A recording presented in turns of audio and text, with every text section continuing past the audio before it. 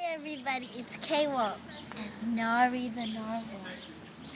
We are at Gettysburg National Museum and Visitor Center, just like the sign says. And we're going to learn about that. The Battle of Gettysburg took place on July 1st through 3rd in 1863. It was the bloodiest battle ever fought on American soil and is one of the most famous in American history. Confederate General Robert E. Lee didn't receive an important message he needed. As a result, he ran right into the Union Army at Gettysburg, Pennsylvania. Skirmishes between the two armies occurred on June 30th.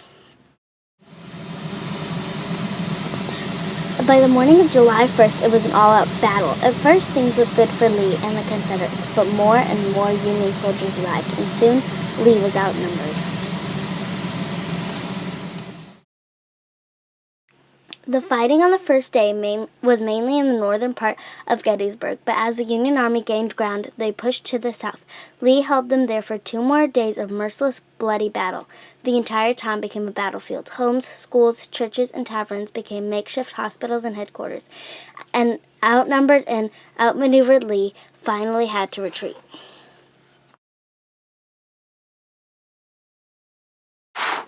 It took months to bury all the dead properly. Many were placed into makeshift graves and later moved to more appropriate places meant to honor their sacrifice. Throughout Gettysburg National Park, there are now memorials and historical markers for the soldiers from each state, both Union and Confederate, who fought in the battle. The first and most important of these sites was Soldiers' National Cemetery. It sits on the battlefield and honors all those who died. It was dedicated in November 1863. President Lincoln attended the dedication, and that is when he gave his famous Gettysburg Address. Let's check out a few items in the museum and on the grounds of Gettysburg National Park. In order for people to know what the soldiers' occupations were, they wore these pins saying what their job was. These are all the different guns that were used in the Battle of Gettysburg. Americans at war. Many states and territories sent soldiers to both sides during the Civil War. Thousands of volunteers crossed state lines to enlist. Tens of thousands of African American men from other states enlisted in the Union Army. This is what a Union soldier's uniform would have looked like. And this is what a Confederate soldier's uniform would have looked like. This is a memorial. Around the bottom edge is all the soldiers that died, and the statues are the different generals that led the armies in the battles. These are some Civil War cannons that were at Gettysburg.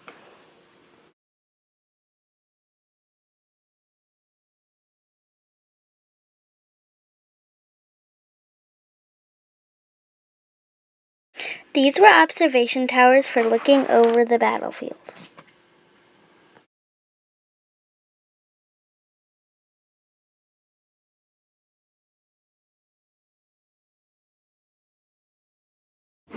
Many years after the Battle of Gettysburg, another famous U.S. general and President of the United States, Dwight D. Eisenhower, purchased a farm in the town. During his presidency in the 1950s, he entertained world leaders there. When his second term was over, he moved into a farmhouse and gave tours of the battlefield often. His home is now a museum, and it reminds us that Gettysburg should never be forgotten.